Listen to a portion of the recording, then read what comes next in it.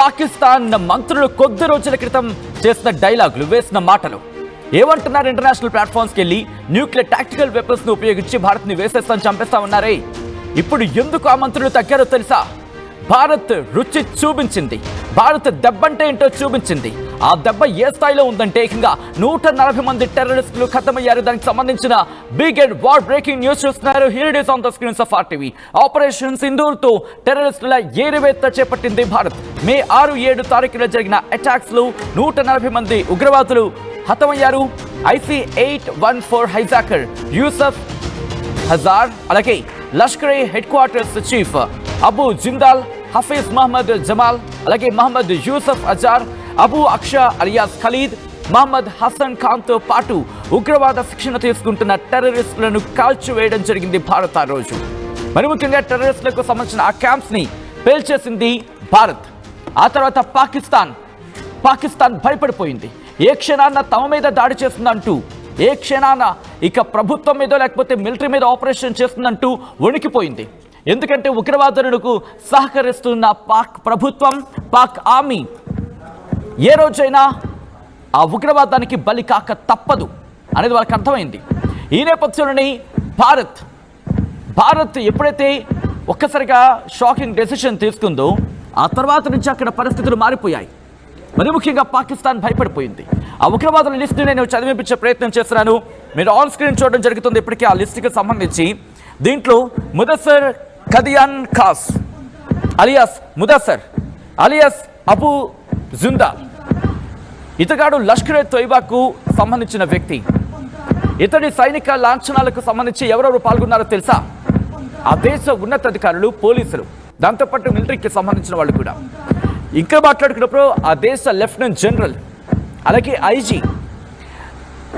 అతగాడి అంతిమ యాత్రలో పాల్గొన్నారు. వాళ్ళకి సైనిక లాంఛనాలతో అంత్యక్రియలు నిర్వహించారు. ఇది జస్ట్ ఒకటికి ఎగ్జాంపుల్ మాత్రమే. ఇంకా మాట్లాడుకునే ప్రయత్నం చేసినప్పుడు హఫీజ్ మహమ్మద్ జమాల్, ఇతగాడిది అంతే. ఇతగాడు జైషే మహమ్మద్కి సంబంధించిన వ్యక్తి. జైషే మహమ్మద్కి సంబంధించి కార్యకలాపాలు నిర్వహించడంలో కీలక పాత్ర పోషించేవాడు. మరి ముఖ్యంగా మౌలానా మసూద్ అజార్కి చాలా దగ్గరైన వ్యక్తి, కుటుంబీకుడు కూడా. మరి ముఖ్యంగా అల్లుడు వరుస అవుతాడు అటువంటి వ్యక్తి. ఈ వ్యక్తిని కూడా భారత్ తన పక్కా ప్లానింగ్తో వేసి పడేసింది. ఇక ఆ తర్వాత Mohammed Yusuf Azhar alias Ustad ji alias Mohammed Salim alias Ghoshi Sahab, ఇతగాడు కూడా ఇటు ఉగ్రవాద సంస్థలకు చెందిన వ్యక్తి. ఏ ఉగ్రవాద సంస్థను అనుకుంటున్నారు కదా? ఇతగాడు జైషే మహమ్మద్ ఉగ్ర సంస్థకు చెందిన వ్యక్తి. ఇతగాడిని కూడా టార్గెట్ చేసి వేసి పడేసింది భారత్. వీళ్ళందరూ ఎక్కడ దొరికారో తెలుసా? వీళ్ళందరూ కూడా సాధారణంగా ఈ బార్డర్లో ఉండేవాళ్ళు, బార్డర్లో క్యాంప్స్ వేసుకుని ఉండేవాళ్ళు. ఎప్పుడైతే పహల్గామ్ అటాక్ జరిగిందో, ఎక్కడ బాలాకోట్ లాంటి అటాక్ జరుగుతుంది, లేకపోతే ఎటువంటి సర్జికల్ స్ట్రైక్ జరుగుతుంది, భయపడిపోయి వీళ్ళందరూ కూడా హెడ్ క్వార్టర్స్కి చేరుకున్నారు. హెడ్ క్వార్టర్స్ని భారత్ చేరుకోలేదు, లేకపోతే భారత భద్రతా బలగాలు చేరుకోలేవు అని చెప్పి పిచ్చి అంచనా వేశాయి. కానీ మొత్తం ఎలకలన్నీ కూడా ఒకే కలుగులోకి దూరాయి. ప్రధాన కలుగు అంటారు కదా, సెంటర్, అక్కడికి చేరుకున్నాయి. అంతే, మన పనిని ఇంకా ఈజీ చేసేసాయి.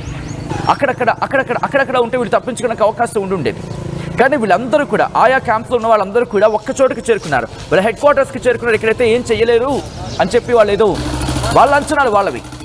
కానీ వాళ్ళ అంచనాలను మించి భారత్ అడిగేసింది. దీంతో ఖతమైపోయింది. ఇక నెక్స్ట్ ఖలీద్ అలియాస్ అబు అఖాసా, ఇతగాడు లష్కరే తోయిబాకు చెందిన వ్యక్తి. లష్కరే తోయిబా కార్యక్రమాలకు, లష్కరే తోయిబా ఉగ్రవాద కార్యాచరణకు కీలకమైన పాత్ర పోషించాడు. ఇతగాడిని కూడా భారత్ తన దాడులతో మట్టి కనిపించింది. మరి ముఖ్యంగా జమ్మూ కాశ్మీర్లో అక్కడ వెపన్ స్మగ్లింగ్కి సంబంధించి మాట్లాడుకున్నప్పుడు ఇతగాడు కీలక పాత్ర పోషించాడు. అంటే ఆయుధ సామాగ్రిని సమకూర్చడం, అక్కడ ఉగ్రవాదులకు లేకపోతే లోకలైట్స్కి సంబంధించి ఆయుధాలను సమకూర్చడం, వాళ్ళని అంటే ఒక విధంగా చెప్పాలంటే ఇన్ఫార్మర్స్ అంటూ ఉంటారు, వాళ్ళకు కావచ్చు, లేకపోతే ఎలాగైనా ఉగ్రవాద కార్యకలాపాలకు సాయుధ సామాగ్రిని అందించడంలో కీలక పాత్ర పోషించేవాడు ఈ ఖలీద్ అలియాస్ అబు అఖసా. ఇతగాడిని కూడా భారత్ తన వ్యూహాత్మకమైన చర్యతో వేసిపడేస్తుంది. ఇలా 140 మంది ఉన్నారు. ఇంకొక పేరు చెప్పే ప్రయత్నం చేస్తారు. అంతకన్నా ముందు ఇతగాడి అంత్యక్రియలు కూడా ఎవరెవరు హాజరయ్యారో తెలుసా? సైనిక లాంఛనాలతో వీళ్ళందరూ కూడా అక్కడ ప్రభుత్వం అంత్యక్రియలు నిర్వహించడం జరిగింది. ఈ అంత్యక్రియలకి, సైనిక లాంఛనాలకి ఆ దేశ ఉన్నత స్థాయి అధికారులు హాజరవ్వడం పాకిస్తాన్ ఏ స్థాయిలో ఉగ్రవాదులకు సహకరిస్తోందో, ఉగ్రవాదానికి ఓతువిస్తోందో, ఉగ్రవాదులకు ఏ స్థాయిలో వాళ్ళకి సపోర్ట్ ఇస్తుందో, స్పాన్సర్ చేస్తుందో క్లియర్ కట్గా అర్థమవుతోంది. ఇక్కడ మరి ముఖ్యంగా ఆర్మీ సీనియర్ అధికారులు ఇక్కడ వాళ్ళు సైనిక లాంఛనాలతో అంత్యక్రియలకు జరిగిన ప్రాంతానికి చేరుకున్నారు. వాళ్ళు కూడా ఆ అంత్యక్రియలకు పాల్గొన్నారు. దాంతోపాటు ఫైసలాబాద్ డిప్యూటీ కమిషనర్ కూడా వెళ్ళాడంటే అర్థం చేసుకోవచ్చు. ఆ తర్వాత మహమ్మద్ హసన్ ఖాన్, ఇతగాడు కూడా జైషే మహమ్మద్కి చెందిన వ్యక్తి. Mufti Asghar Khan Kashmiri, Jaishe operation commander, Pakistan occupied కాశ్మీర్లోని జైషే మహమ్మద్కి సంబంధించి ఆపరేషన్ కమాండర్ ముఫ్తీ అస్గర్ ఖాన్ కశ్మీరీ ఈ వ్యక్తికి చెందిన కుటుంబీకుడు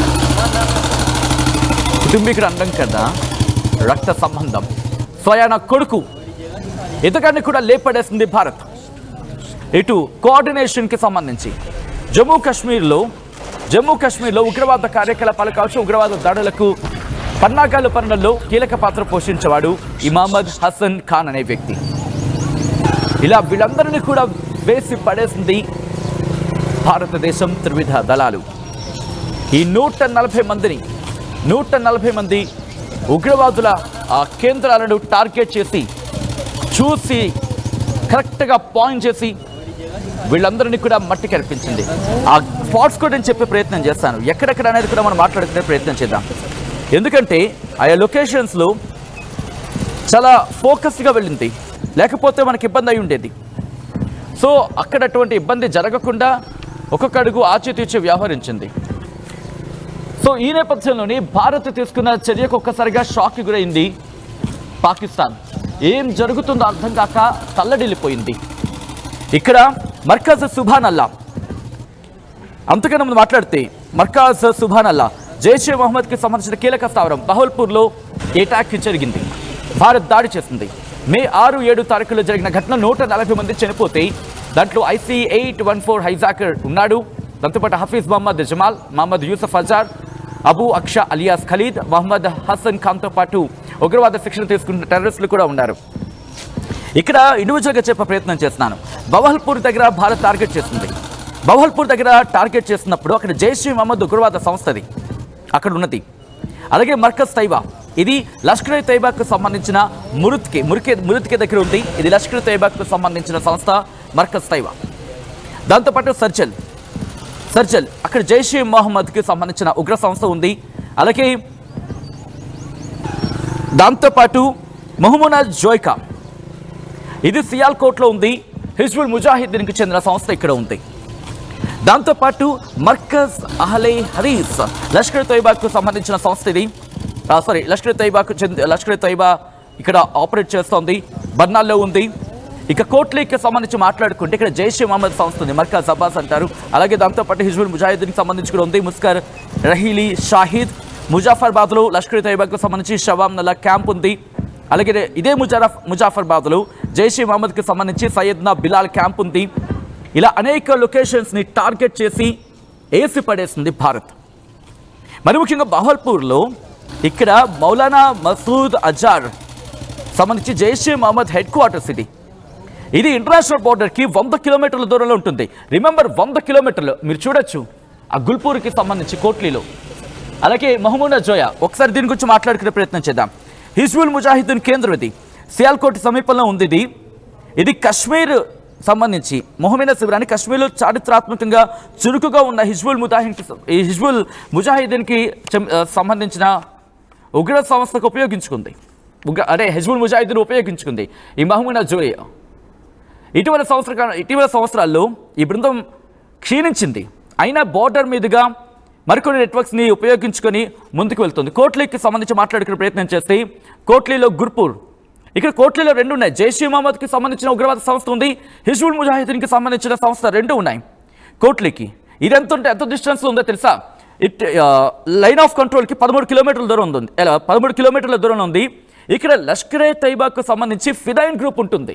ఇక్కడ ఏం చేస్తారో తెలుసా, ఏకంగా 15 నుంచి 50 మంది ఉగ్రవాదులకు శిక్షణ ఇస్తారంట. ఇక్కడ ఎంత దుర్మార్గం, ఎంత దారుణం వీళ్ళు.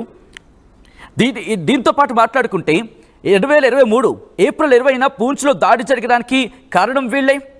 అలాగే జూన్ 24లో బస్సు యాత్రికులపై దాడి జరగడానికి కారణం వీళ్ళే ప్లానింగ్ చేశారు. ఆ గుల్పూర్కి సంబంధించిన దానికి చూపించాం కదా, రిక్వెస్ట్ ఒక్కసారి చూపించే ప్రయత్నం చేయండి. ఎందుకంటే దాని గురించి కూడా మనం మాట్లాడుకోవాల్సిన అవసరం ఉంది.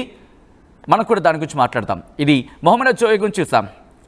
దీని తర్వాత మనం గుల్పూర్ మనం చూడబోతున్నాం. ఇదిగో ఈ గుల్పూర్, ఇది ఎంత దారుణం తెలిసింది. ఎక్కడ మరి జస్ట్ లైన్ ఆఫ్ కంట్రోల్ నుంచి 30 కిలోమీటర్ల దూరంలో ఉంది.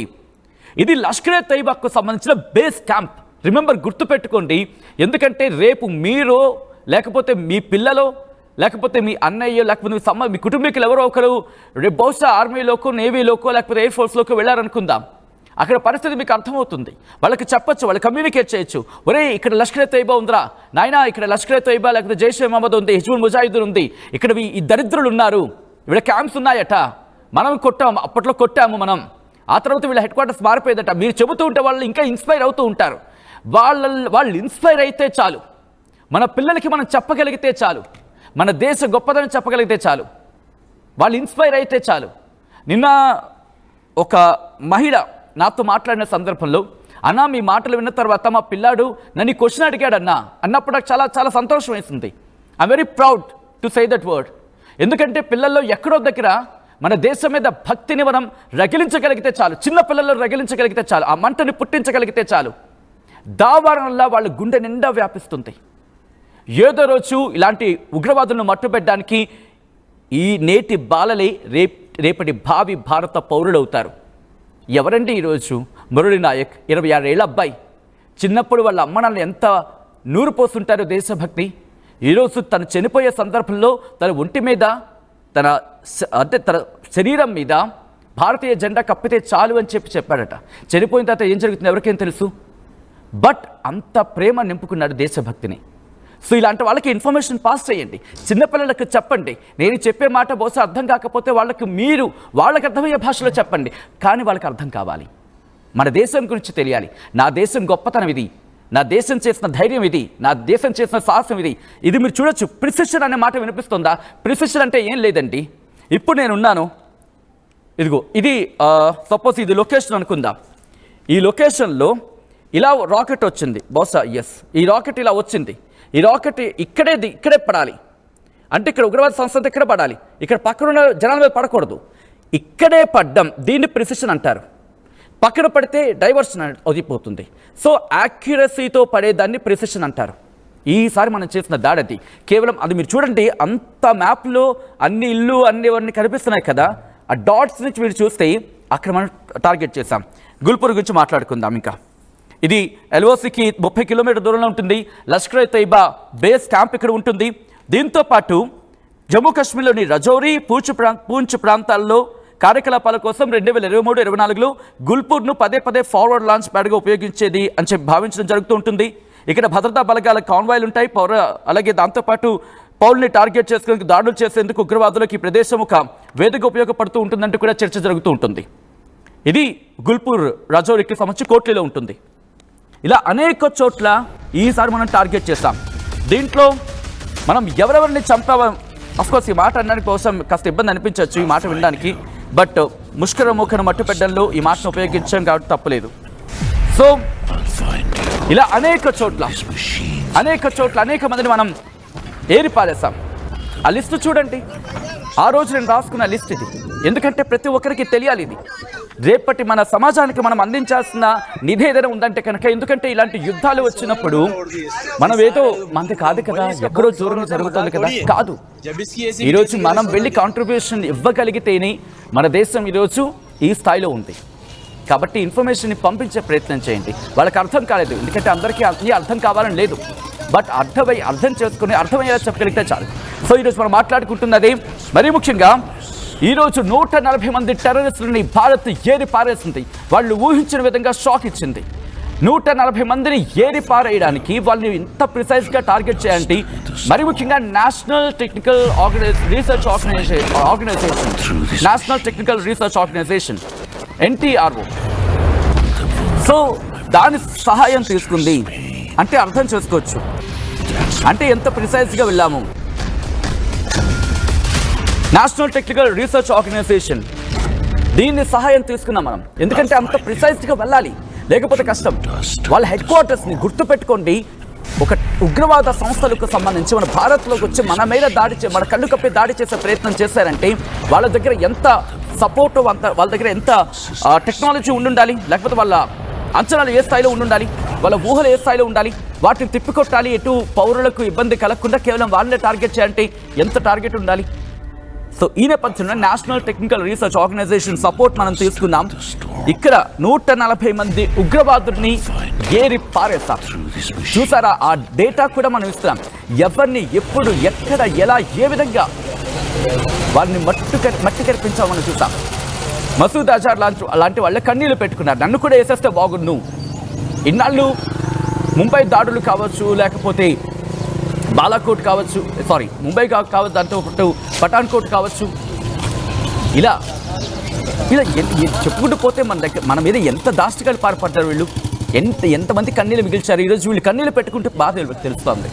ఈ కుటుంబాన్ని ఈరోజు వేసేసినప్పుడు స్వయంగా తానే చెప్పాడు కదా, ఏకంగా నా కుటుంబంలో 10 మందిని 14 మందిని చంపేశారని చెప్పి కన్నీళ్ళు పెట్టుకున్నాడు కదా. సో ఇప్పుడు తెలుస్తుంది, వీళ్ళందరికీ కూడా తెలియాలి, ఇంకా తెలుస్తుంది.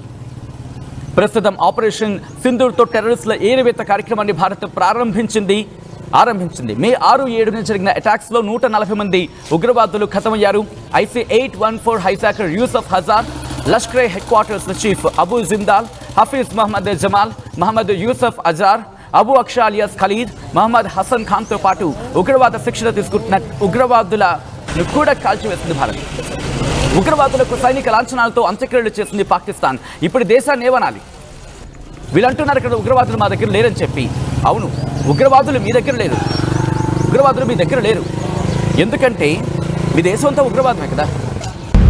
ఉగ్రవాదులు మీ దగ్గర లేరు, ఎలా ఉంటారు? తప్పించుకొని పారిపోతారు. మీరు ఎలానో ఉంటారు, మీ చేతులు అయితే మాత్రం ఉంటారు. మిమ్మల్ని ఎప్పుడు ఏదో రోజు వేసేస్తారు, అంతేగా. ప్రస్తుతం పాకిస్తాన్ తను బిగించుకున్న ఉచ్చులు తానే చిక్కుకోబోతోంది. 140 మంది ఉగ్రవాదులను ఏరి పారేసింది. ఒకసారి ఆ రోజు జరిగిన దాడులకు సంబంధించి విజువల్స్, మ్యాప్స్కి సంబంధించి ఒకసారి చూద్దాం. ఆ విజువల్ సంగతి చూద్దాం, ఆ తర్వాత మరింత డీటెయిల్గా మాట్లాడుకునే ప్రయత్నం చేద్దాం.